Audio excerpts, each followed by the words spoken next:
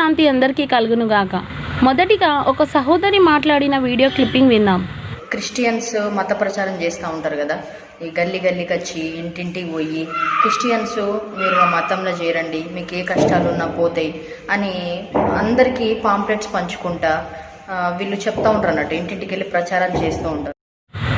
నీ జీవితాన్ని మార్చుకో అని చెప్పడం తప్ప, జోగిని ఆచారం అని స్త్రీలను ఘోరంగా వాడుకుంటున్నారు అని తప్పు అని మేము చెప్పడం నీకు తప్ప తల్లి?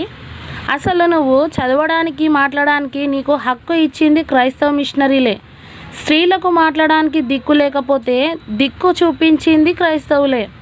రాజ్యాంగం మాకు ఇచ్చిన స్వేచ్ఛ హక్కును బట్టి మేము ప్రచారం చేసుకుంటున్నాము. పండగలు పబ్బాలు ఉన్నప్పుడు ఇంటింటికి, క్రిస్టియన్స్ ఇంటికి, ముస్లిమ్స్ ఇంటికి తిరిగి మీరు అడుక్కుంటే తప్పు కాదు.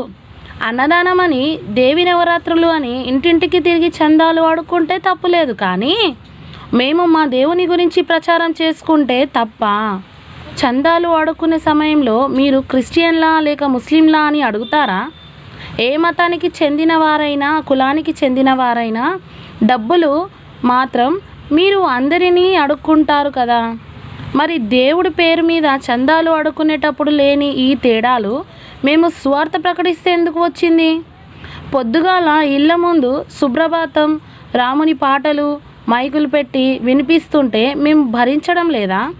మైక్లో మాట్లాడే ఓ 10 నిమిషాల సువార్తకే మీరు ఇంత ఆగమాగమైతే మరి దేవి నవరాత్రులు అని 9 రోజులు పెద్ద పెద్ద సౌండ్లు పెట్టి చెవులు రంధ్రాలు పడేటట్టు పాటలు పెడుతుంటే మేము భరించడం లేదా? మరి మాకెలా ఉండాలి? పక్క దేశాలకు పోయి హిందూయిజాన్ని బద్నాం చేసినప్పుడు ఏం చేసావు తల్లి నువ్వు? పైన ఒక చిన్న గుడ్డ ముక్క, కింద ఒక గుడ్డ ముక్క కట్టుకొని హరే కృష్ణ హరే రామ అంటూ అర్ధనగ్నంగా పబ్లిక్గా డ్యాన్స్ చేసే వాళ్ళని మరి నువ్వేమంటావు తల్లి?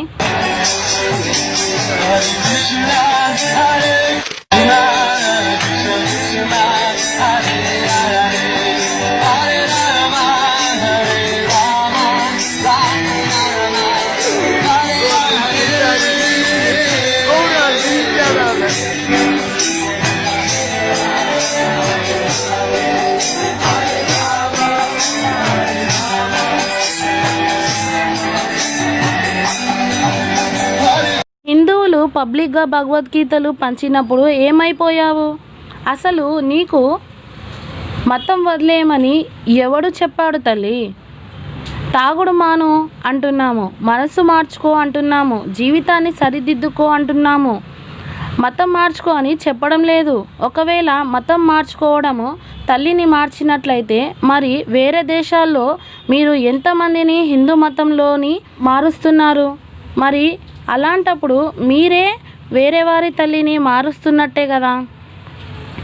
వచ్చినప్పుడు ఏమి తేలేదు, పోయేటప్పుడు ఏమి తీసుకుపోము, నీ జీవితాన్ని పరమార్థం తెలుసుకో అని అంటున్నాము, అంతే కదా. ఇంత దానికే మాపై ఇంత దాడులు చెయ్యాలా? డబ్బు కాదు బంధం ముఖ్యమని చెప్తున్నాము. ఇది నీకు చెడ్డగా కనబడిందా? నువ్వు కూడా ఇంటింటికి నీ మతాన్ని ప్రచారం చేసుకోవచ్చుగా. మాకు సబ్జెక్ట్ ఉంది కనుక మేము చెప్పుకుంటున్నాము. నీకు సబ్జెక్ట్ ఉంటే నువ్వు కూడా చెప్పుకో, అంతేగాని మాపై నువ్వు ఏడవడం ఎందుకు తల్లి?